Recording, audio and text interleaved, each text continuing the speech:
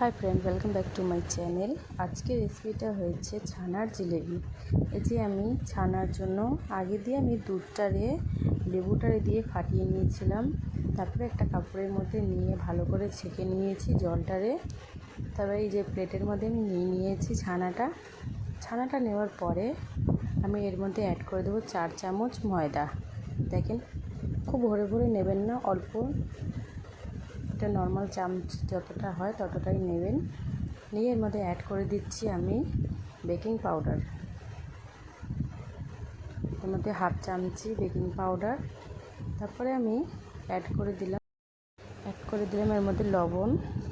তারপর নিয়েছি আমি 1 চামচি চিনি। এইটারে সব কিছু দিয়ে আমি ভালো করে মেখে নেব। যতক্ষণ আপনার গায়ে যতক্ষণ জোর থাকবে ততক্ষণ মাখবেন, কেন এটা যত মাখবেন তত ছানা জিলেবিটা মোলায়েম হবে খেতে। দেখেন, পুরো গায়ের জোর দিয়ে আমি প্রায় 10 থেকে 15 মিনিট এটারে ভালো করে মাখছি। এটা ভিডিও হয়তো আপনার 4-5 মিনিটের জন্য হবে, কিন্তু এটারে আমি 15 মিনিট ভালো করে মেখেছি। আপনি মাঝখানে দেখে নেবেন যে লম্বা করে যে এটার মধ্যে ফাটল ধরছে কিনা। যদি ফাটল ধরে তাহলে ভাববেন যে এটা এখনও হয়নি মাখা। এটা ভালো করে যদি আপনার দেখবেন যে একটু শক্ত থেকে যাচ্ছে, হালকা হাতে জলটা নিয়েও মাখতে পারেন বা ঘি দেবেন। আমি ঘি দিয়েছি, জলটা দিইনি। হয়তো অনেকের ঘি নাও থাকতে পারে, সেই জন্য আমি বলে দিলাম যে জলও দিতে পারবেন। এটা ভালো করে আমি মেখে নিয়েছি চটকায়। আপনার যত রাগ থাকবে শাশুড়ির উপরে, হয়তো বরের উপর, যার হবে উপরে রাগ হোক, আপনি এইভাবে বের করে নেবেন। যত মাখবেন তত ভালো হবে। আপনি যদি আমার চ্যানেলে নতুন থাকেন, অবশ্যই আমার চ্যানেলে সাবস্ক্রাইব করবেন, লাইক করবেন, শেয়ার করবেন। আমার রেসিপিটা কেমন হয়েছে অবশ্যই কমেন্টে জানাবেন, আর একবার ট্রাই অবশ্যই করবেন এই রেসিপিটা। তারপরে আমি মেখে আমি একবার হাতে দেখে নিচ্ছি যে কেমন হয়েছে একটা রাই। তারপরে দেখলাম যে না, এটা ফেটে যাচ্ছে। তারপর আমি আবার মাখছি ভালো করে। আমি হাতের তালু দিয়ে ভালো করে মাখলাম। এইভাবে মাখলে না খুব সহজভাবে তাড়াতাড়ি মাখা হয়ে যায়। মাখার পরে আমি এটারে ছোট ছোট করে গোলা করব।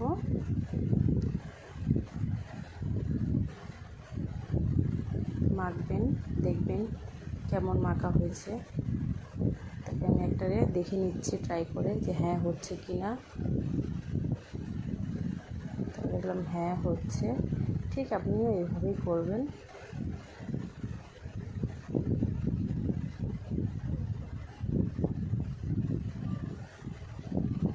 একটা রাউন্ড শেপ দিয়ে নিচ্ছি জিলেবির মতো। দেখেন, আপনিও এইভাবে করবেন। আমি সব ছোটো ছোটো গোলা করে নিলাম, করে ঠিক সবটারে আমি একই সাইজে বানিয়ে নেব।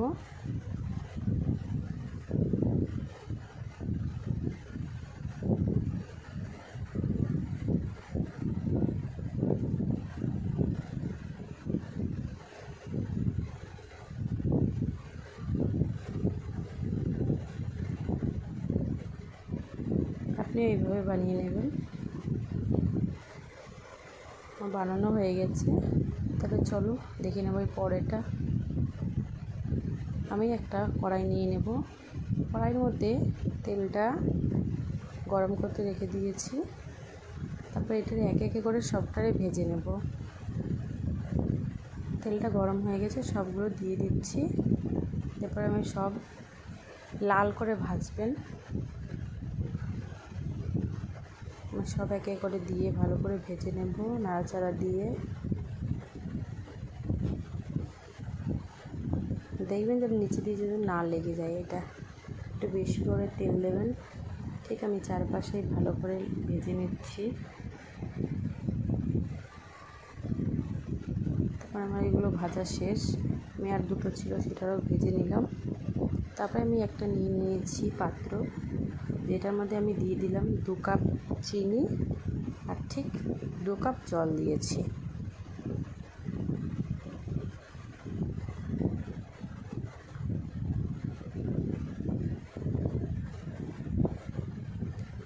জলটা দেওয়ার পর যতক্ষণ চিনিটা না গলবে ততক্ষণ নাড়াচাড়া দেবেন। এর মধ্যে দিয়ে দেবো 3 থেকে 4টে এলাচ। আমি ভালো করে থেতো করে নিয়েছি এলাচটারে। যতক্ষণ চিনি না গলবে ততক্ষণ ভালো করে নাড়াচাড়া দিয়ে নেব। চিনিটা গলে যাওয়ার পরে এর মধ্যে অ্যাড করে দেবো যেটা আমি আগে দিয়ে ভেজে নিয়েছিলাম ছানা জিলিপিটা, সেটার মধ্যে দিয়ে ভালো করে ঢেকে ফুটিয়ে নেব।